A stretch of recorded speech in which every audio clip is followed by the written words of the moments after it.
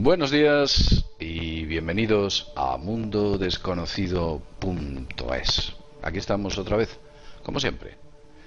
En esta ocasión vamos a hablar nuevamente de la geología terrestre. Hemos hablado ya de la Tierra en expansión, del movimiento de las placas tectónicas, de la Tierra hueca, del paralelo 33, la física hiperdimensional, incluso hemos hablado de los cruces Harman. En esta ocasión traemos un tema interesante. En esta ocasión vamos a hablar del misterio de las líneas Ley. Las líneas Ley es una especie de extrañas ubicaciones que forman, digamos que líneas conexionadas dentro de la geología terrestre, que parece que tienen algún efecto peculiar sobre incluso la geología y la biología.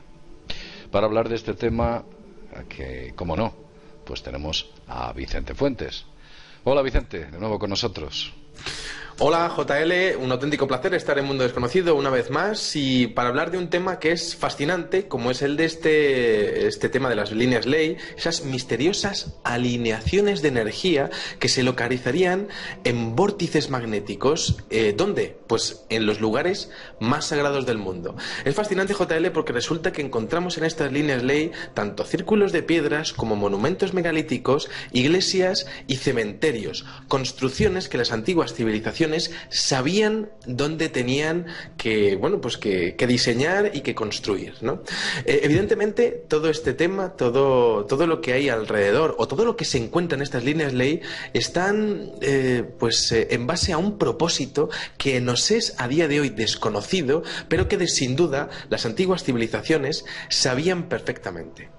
Lo conocían bien. Además, hablamos de construcciones megalíticas que podían tener, pues no sé, 7, 8, 6.000 años, una cosa así. Algo sabían y algo percibían.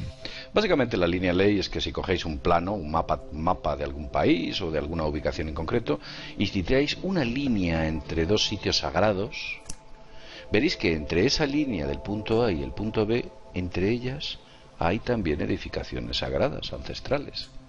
Es como que la Tierra geológicamente, a través de esos puntos o esas líneas, de ella emanase alguna forma de energía.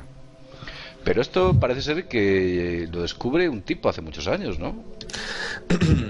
Efectivamente, JL, tenemos que hablar de un hombre del país de Gales que se llama Alfred Watkins, que era anticuario, fotógrafo, arqueólogo y explorador de diferentes lugares del mundo, que después de visitar algunos de los complejos megalíticos del Reino Unido, de repente se dio cuenta de que había pues unas líneas que estaban uniéndolas y que, bueno, pues evidentemente, de hecho, descubrió incluso hasta 22 alineamientos. Claro, aquello fue rechazado por la arqueología oficial, pero resulta que decía la ciencia que los antiguos pueblos de la Tierra no poseían los conocimientos necesarios para alinear tales lugares. Pero claro, estamos hablando de civilizaciones como la egipcia, en donde aparecen estas líneas Ley, o como por ejemplo la maya, la civilización olmeca, que desde luego pues podríamos decir que superarían en mucho lo que nosotros consideraríamos como la ciencia de aquel entonces. Sí, efectivamente. Incluso estas líneas Ley no fueron conocidas hace mucho tiempo y en la zona europea, sino que ya viene hasta de Asia Menor. Podemos hablar que en Oriente Medio hasta los sumerios parece ser que tenían ese conocimiento tan desarrollado de astronomía y de astrología, ese conocimiento de la geometría sagrada, esos zigurats que ellos colocaban y ubicaban donde efectuaban sus ritos o sus observaciones. En esos sitios parece ser que también existe una serie de conexiones con esas líneas Ley. Evidentemente hubo otra serie, por ejemplo, de investigadores como Waddell, quien dijo que encontró una serie de marcas sumerias en piedras de Stonehenge. Y concretamente fue Alexander Thorne, profesor de Inglaterra en la Universidad de Oxford, quien descubrió que los que construyeron Stonehenge sabían y conocían los principios matemáticos pitagóricos, mucho antes, por supuesto, que Pitágoras naciese. Yo sé que muchos de vosotros estaréis pensando, bueno, es que Stonehenge fue falsificado. Bueno, pues efectivamente se habla o se dice que Stonehenge fue tocado en cierto modo, pero en realidad lo que ocurrió fue que se restauró, no se descolocó todo y se colocó para que alguien le coincidiese ciertas cuestiones. No. Ahí algunos lo han llevado a un extremo. Pues efectivamente, Stonehenge también parece ser que estaba ubicado, por supuesto, dentro de estas líneas ley, y era un punto energético donde la energía de la Tierra emana con fuerza. Pero ¿cuál es la teoría base de todo esto, Vicente? Pues resulta, JL, que este investigador, Alexander Thom, profesor de ingeniería de la Universidad de Oxford, descubrió que Stonehenge podría estar construido en base a ser un receptor y un transmisor de energía. Y entonces, ¿energía de dónde? Bueno, pues resulta que la teoría de las líneas ley expondría que donde estas líneas se cruzan, la energía se movería en espiral hacia un vórtice y, bueno, pues este vórtice estaría generando pues prácticamente una corriente que saldría desde el suelo hasta el exterior, ¿no? Claro, es curioso porque resulta que algunos de estos vórtices magnéticos estarían colocados en diferentes partes del mundo. Esto, por supuesto, se ve en los mapas más antiguos, por ejemplo, el mapa de Peter Reis, y por ejemplo, en Inglaterra, que fueron las primeras investigaciones, en el conglomerado megalítico de Avebury, que por cierto yo he estado allí, pues resulta que estaría uno de estos principales vórtices en donde la energía emanaría de la Tierra, ¿no? Entonces, está el famoso White Horse, ¿no? Efectivamente, que por cierto también pasa una de las líneas ley conectando con algunas de las mejores construcciones de los antiguos templos mayas. Pero fíjate, JL, que estos lugares forman parte de una especie de circuito, ¿no? Un circuito que estaría prácticamente exponiendo una cuadrícula en la Tierra que afectaría fundamentalmente al campo magnético de nuestro planeta, ¿no? Y entonces, claro, es fascinante porque todas estas construcciones se estarían prácticamente aprovechando con el propósito de aprovechar, o valga la redundancia, el poder y la gloria que podría emanar de esa fuerza magnética, ¿no? De hecho, las pirámides de Egipto, según esta teoría, sería uno de los lugares en donde mejor se aprovecharía esta energía. Pues fíjate que es curioso porque has mencionado el mapa de Piri Reis. Y si analizamos detenidamente, cuando vemos el mapa de Piri Reis, nos paramos detenidamente a observar la zona americana, ¿no? Que presuntamente no la deberían conocer tan al detalle, incluso la Antártida que aparece allí. Ya hablamos de ello en un vídeo. Pero hay un dato muy curioso dentro de este mapa, y es que si os fijáis en él, aparecen una serie de círculos sobre el océano Atlántico, unos círculos de los que emanan una serie de líneas, unas líneas. Veréis que aparece en la parte superior un círculo pequeño, luego uno grande, luego otro pequeño, luego otro grande, luego otro pequeño, casi como en forma de media luna, de arriba abajo, ¿no? Más o menos así. Bueno, y es curioso porque la configuración de las líneas ley parece ser que tiene la misma forma o morfología. Y yo me hago esta pregunta: ¿sabía algo más el señor Piri Reis para llegar a esta conclusión y plasmarla en ese mapa? Porque de lo que estoy seguro es que el señor Piri Reis no dibujó aquellos círculos de esa manera, y por supuesto no dibujó o no los ubicó en esos puntos porque le salió de las narices, sino que evidentemente tuvo que tener algún conocimiento posiblemente ancestral basado en esas líneas ley para plasmarlo en ese gran documento que por desgracia no podemos ver en Turquía. Pero vamos a seguir hablando de las líneas ley, Vicente. ¿Qué más nos puedes contar? Pues mira, JL, resulta que si estábamos hablando de Piri Reis y por supuesto estábamos hablando de América del Sur, ¿no? Pues resulta que en América del Sur encontramos líneas, las famosas líneas de Nazca, que efectivamente conectan con algunas de las líneas ley que pasan por Europa, pero que también pasan por los templos mayas, de las pirámides mexicanas. Es fascinante porque en el continente americano también aparecen líneas de energía conectando un montículo artificial prehistórico situado en la ribera del Mississippi que se llama Mons Hound, y eso estaría conectando con Mystery Hill, cerca del famoso pueblo de Salem, así como con el desierto de Mojave, donde Estados Unidos tiene sus instalaciones militares, algunas de las más importantes, y además con el White Horse, con el caballo que se ve vía satélite y que, bueno, pues que está justo en el epicentro en donde aparecen los círculos de las cosechas, en donde, por cierto, no se para de hablar continuamente de magnetismo, ¿no? Es fascinante porque estas líneas también conectan con las sendas de dragón que se ven en China. Es decir, parece que diferentes pueblos de la antigüedad estarían queriendo atraer las energías positivas en sus edificaciones y, de hecho, pues prácticamente estarían dedicando su vida como arquitectos o como ingenieros en base a ese poder perdido. Un poder del que, por supuesto, la religión druídica sabía muchísimo, JL. Sí, efectivamente. Aquella gente conocía bien las energías telúricas que emanaban de la Tierra. El hombre del siglo XX no tiene percepción de ese tipo de energía. La verdad es que nuestros sensores de ese tipo de fuerzas que emanan de la Tierra han sido totalmente embrutecidos y deshabilitados por el modus vivendi que tenemos en el siglo XXI. El hombre occidental es menos sensible que un trozo de piedra, y yo diría que incluso más, que un adobe. El hombre occidental ha perdido toda la espiritualidad y toda la sensibilidad capaz de detectar esas energías. Pero desde luego los druidas, que eran gente que tenía una vida muy espiritual y muy cercanos a la naturaleza, eran personas que se conectaban muy bien con este tipo de lugares, detectaban inmediatamente aquellos puntos en los cuales esta energía fluía.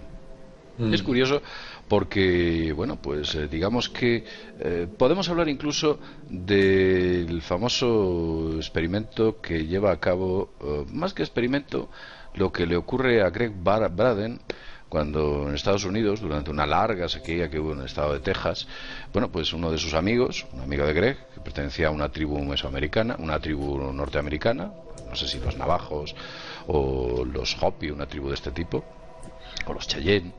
Bueno, pues este hombre va junto con Braden y se adentra a la parte interior del desierto, y después de haber recorrido unos cuantos kilómetros a pie, una zona bastante abrupta, llegan a un punto muy apartado en el cual misteriosamente había un círculo de piedras. Habían colocado un círculo de piedras, unas piedrecitas, y en el medio había otras. Y nadie sabe desde cuándo llevaban esas piedras allí puestas. Es como que alguien, una especie de druida norteamericano, hace miles de años, descubrió que ese era un punto. Bueno, pues hizo lo siguiente. Este hombre, este indio o este chamán de aquella tribu, entró en un estado de meditación muy breve, y durante ese estado de meditación llamó a la lluvia. Como suena, ¿eh? Llamó a la lluvia. Creo que no llegó a las 24 horas, y después de haber tenido meses de sequía, en cuanto este hombre hizo este llamamiento a la lluvia en aquel punto sagrado, ese llamamiento sagrado, ese llamamiento a la lluvia se hace de una manera muy especial. En cuanto lo hizo, al cabo de unas horas hubo unas lluvias torrenciales alucinantes por la zona, y evidentemente la sequía desapareció. Es como que en esos puntos se pudiese aprovechar como una fuerza o poder sobre la realidad que emanamos y que generamos. De esto ya he hablado en algún vídeo recientemente. Pero vamos a centrarnos en las líneas ley, vamos a dejar este tema, porque creo que incluso en el año 1969 hay un tipo, un tal John Michell, que parece ser que escribe un libro que habla sobre este tipo de cuestiones, ¿no, Vicente? Efectivamente, JL, tenemos a John Michell, que escribiría su libro The View over Atlantis, es decir, el punto de vista sobre la Atlántida, en donde se hablaba de la geometría sagrada de estas líneas ley, derivando del magnetismo polar. Y fíjate, JL, que esto está muy relacionado con lo que decías anteriormente de la religión druídica, que se pensaban que eran vías espirituales, prácticamente la misma manifestación de la vida, y que tenemos algunos lugares como por ejemplo Glastonbury, como por ejemplo la Catedral de Chartres, como por ejemplo la montaña de Montserrat en Barcelona, en donde aparecen una vez más estas líneas ley, ¿no? Pero claro, es fascinante porque John Michell en el año 69 hablaba de que estas líneas afectarían a la psique, es decir, al psiquismo, a la capacidad mental, ¿no? A la posibilidad de interactuar con la naturaleza, ¿no? Incluso hablando de distorsiones de la fuerza de la gravedad. Como que fuera un portal. Sí. Sí, justo, exactamente, ¿no? Y claro, evidentemente, un portal de poder. Imaginar, ¿no? Lo que sería, y esto lo estoy comentando un poco para el público de Mundo Desconocido, lo que sería descubrir diferentes portales con donde habría distorsiones de la fuerza de la gravedad, donde habría poder y gloria para lo que sería la francmasonería, los templarios, los rosacruces y otros grupos de corte, pues grupos de poder, ¿no? Evidentemente, en su afán por controlar el mundo estaría también el tener el conocimiento de estas grandes líneas y, por supuesto, estudiarlas con los métodos estadísticos más avanzados. Estos caminos, evidentemente, ellos sabían que no se habían formado por azar y sabían además que sus antepasados habían construido esos sitios en esos puntos determinados del mapa, ¿no? Entonces, claro, de ahí se derivaría pues todo lo que sería una política pues geoestratégica para poder dominar esos puntos o al menos tenerlos controlados, ¿no? Porque JL, tú bien sabes que Estados Unidos, por ejemplo, pues suele interesarse mucho por algunos puntos del mapa y tiene pues en su afán controlar algunos puntos en donde se emanaría esta energía que estaría relacionada también con el fenómeno ovni. Efectivamente. Hace ya mucho tiempo, bueno, pues hemos tenido la oportunidad de ver como incluso cerca del famoso incidente de Roswell, que supongo que es al que te estás refiriendo, pues se encuentra una ubicación en la cual se emana esta energía, una famosa línea Ley. Roswell se encuentra en medio. Y además, esas líneas no se llamaban líneas Ley, recibían otro nombre. Fueron detectadas, creo que fue por Aimé Michel, me parece que fue, y las llamó líneas ortotécnicas. Y este lo hizo a base de un estudio en Francia. Él empezó a colocar chinchetas en un mapa de Francia donde se habían aparecido ovnis y se dio cuenta, por orden cronológico, y se dio cuenta que todas estaban al azar, que no había un patrón a seguir, ¿no? Entonces decidió hacer lo siguiente. Se dio cuenta de que cuando colocaba esas chinchetas se formaban líneas. Los ovnis pasaban por una especie de líneas, como unas carreteras que en ocasiones, y no pocas, coinciden también con las líneas Ley. Entonces es que algo emana a la Tierra. ¿Te acuerdas cuando hablamos de la física hiperdimensional? Por supuesto. Coño, cuéntalo tú, ¿qué es lo que está pasando en el volcán Popocatépetl? Bueno, en el volcán Popocatépetl creo que sería uno de los puntos calientes de los avistamientos ovni a nivel mundial. Evidentemente, pues el fenómeno ovni siempre está relacionado con el tema del vulcanismo, por la emanación de lo que sería la energía electromagnética. Pero claro, es increíble, JL, porque se están viendo pues diferentes objetos que parecen entrar y salir, como por ejemplo, bueno, pues he tenido oportunidad de ver incluso un cilindro que algunos escépticos podían decir que era un fallo en las imágenes, pero luego he visto diferentes objetos a lo largo de los años en webcams y en filmaciones y fotografías de aficionados en donde se ven perfectamente objetos del tipo lumínico que son los mismos además que graba la NASA en el espacio, ¿no? Pero fíjate, JL, que hablabas de las líneas ortotécnicas. ¿Cuál fue el primer avistamiento de la edad moderna de los ovnis? Sobre el Monte Rainier, que es justo uno de los lugares en donde pasa una de estas líneas Ley que lo une con el monte Shasta y que va desde el norte de Canadá a través de Oregón y Washington y que se mete en Estados Unidos. Pero claro, es fascinante porque estos vórtices se localizarían, y esto lo veíamos en el mapa de Pierre Reis, en diferentes lugares del mundo. Y fíjate, JL, que aparece, por ejemplo, el lago Titicaca en América del Sur, otro lugar donde ha habido avistamientos ovni, pero vamos, con una gran frecuencia, ¿no? Incluso en las ruinas de Tiahuanaco, de la que posiblemente algún día podamos hablar en este canal.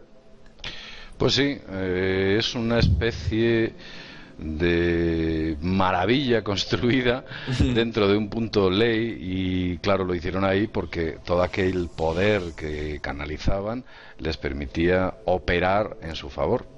Por supuesto, incluso, bueno, pues nos hemos dado cuenta que hasta el famoso nido de águilas donde residía Hitler en verano también estaba en un sitio donde confluían ciertas energías, por supuesto.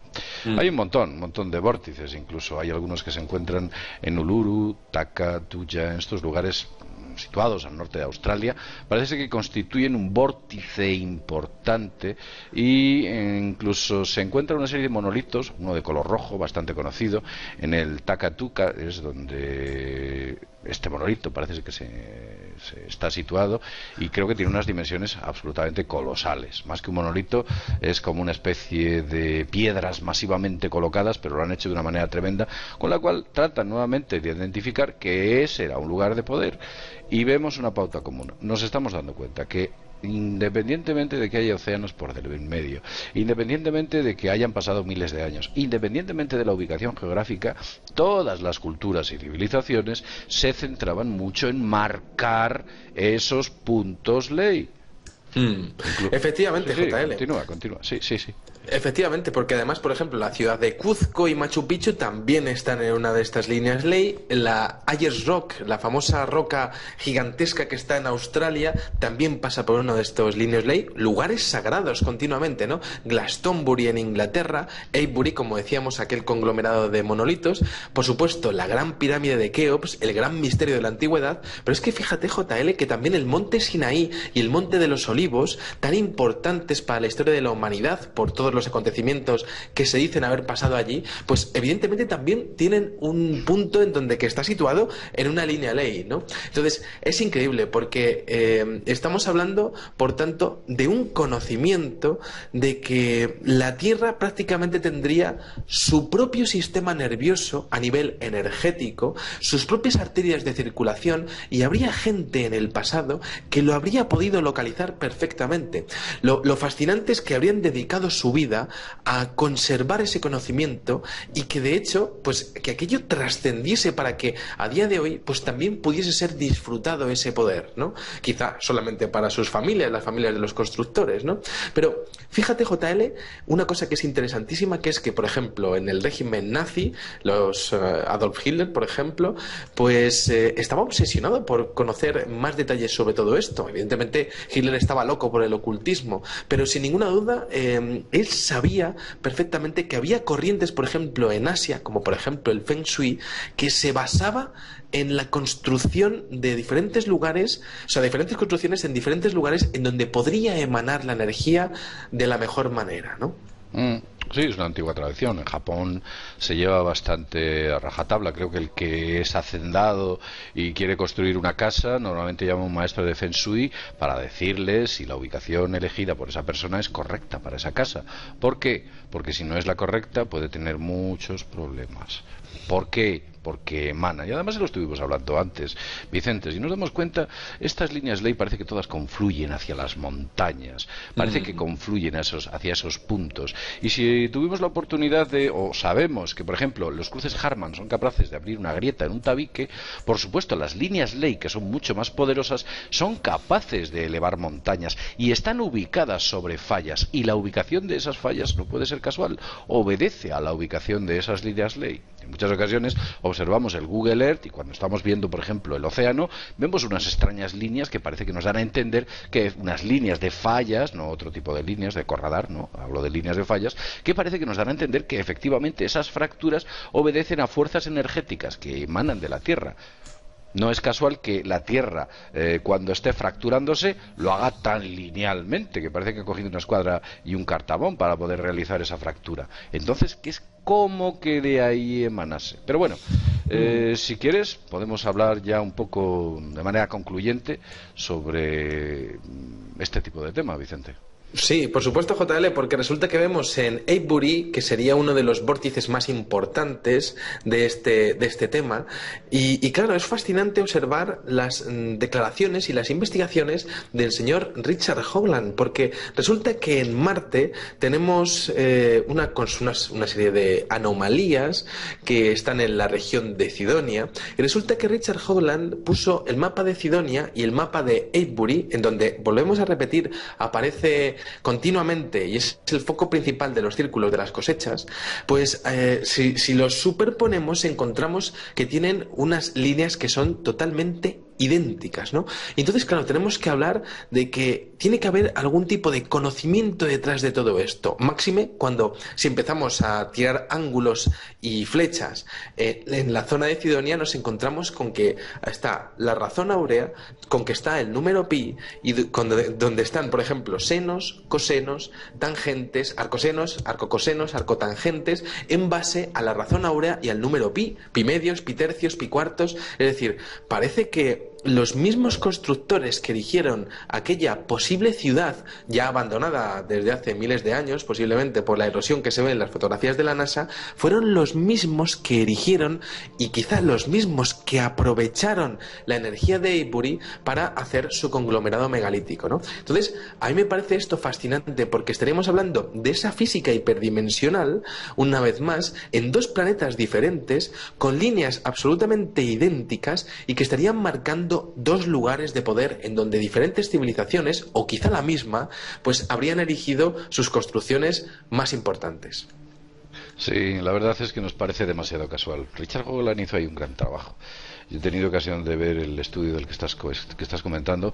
Efectivamente, se puede ver como las ubicaciones que hay de la fortaleza, la cara de Marte, unos túmulos e incluso una especie de pináculos.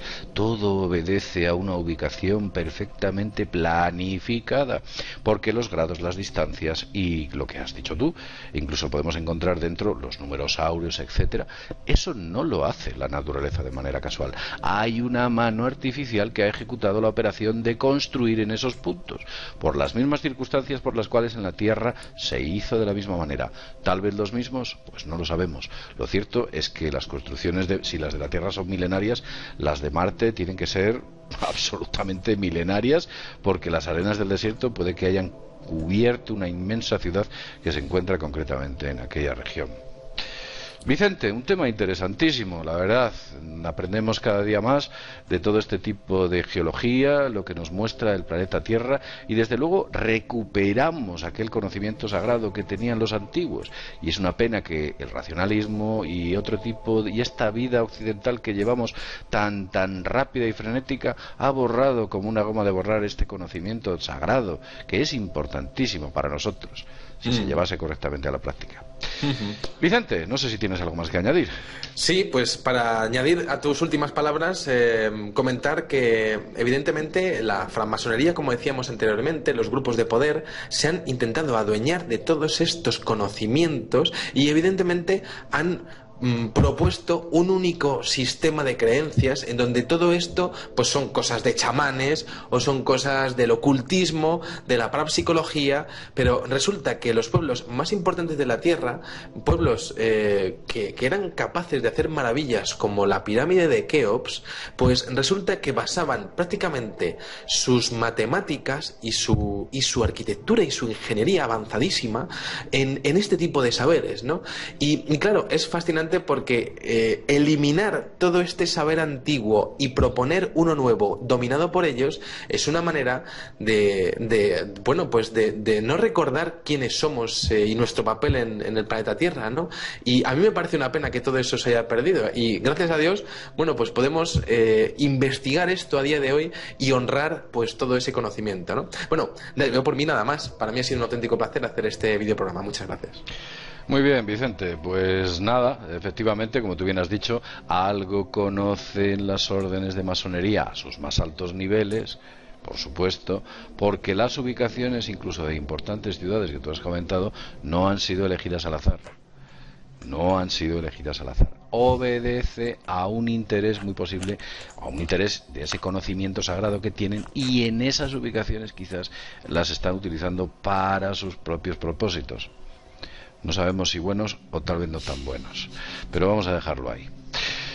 Lo dicho, como siempre decimos, desde mundodesconocido.es, nos vemos en el próximo videoprograma. Hasta pronto.